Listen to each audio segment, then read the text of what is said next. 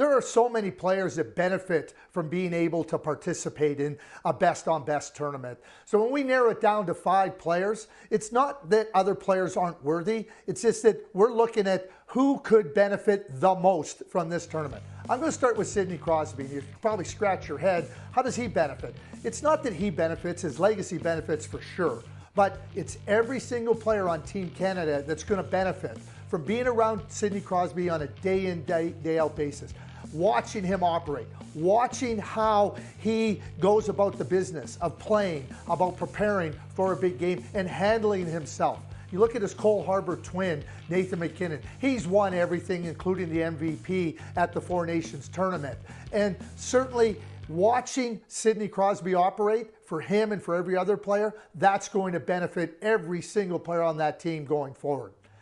Zach Werenski is the next player. When you consider what he has done for the Columbus Blue Jackets this year, and then you come to a best-on-best and you raise your level of play, it's one thing to think you can play at that level. Now Zach Werenski knows he can play at that level. A massive difference maker on the blue line, and considering that they were absent Quinn Hughes, his play was phenomenal. Jordan Binnington. Okay, we all talk about Jordan Binnington. I think what we have to call him is Big Game Bin.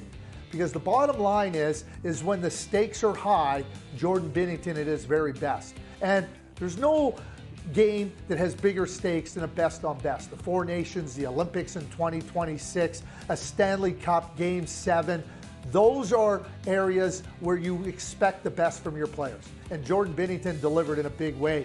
The overtime was phenomenal. I also think that Jordan Binnington is going to benefit from knowing that within his competitive fire, he can be settled. And we all know how competitive he is, but to find that settled play in a competitive environment, I think that you'll see him go leaps and bounds in terms of being able to help the St. Louis Blues. Brady Tkachuk. How can Brady Tkachuk not benefit from this experience? How can the Ottawa Senators not benefit from watching Brady Tkachuk take a hold of the game, grab it by the scruff of the neck and say, I'm going to be a difference maker. He was a difference maker in every single regard. We think about the Stanley Cup playoffs and how hard it is. When it was easy, everybody would do it.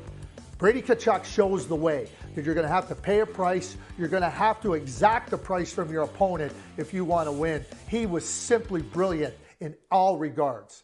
And it's simple.